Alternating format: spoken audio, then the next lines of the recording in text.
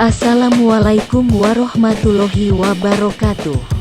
Pada kali ini Kata Lokal akan membagikan tutorial untuk login leonardo.ai dengan Discord dan akun Gmail.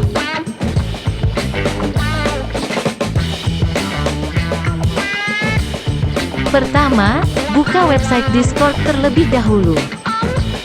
Lalu, klik pada login. Selanjutnya masukkan alamat email yang sudah terdaftar di website Discord.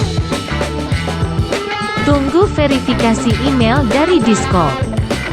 Buka kembali website Discord kalian.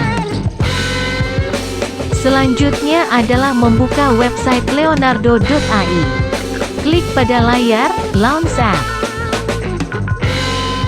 Apabila tampilan layar Anda selanjutnya seperti ini, klik Yes, I'm whitelist. Masukkan akun Gmail kalian. Dan apabila pada layar Anda ada tulisan seperti ini, maka Anda telah berhasil untuk dapat menggunakan leonardo.ai. Sekarang Anda dapat menggambar dengan bantuan AI. Silahkan ketikkan sesuatu untuk dapat membuat gambar.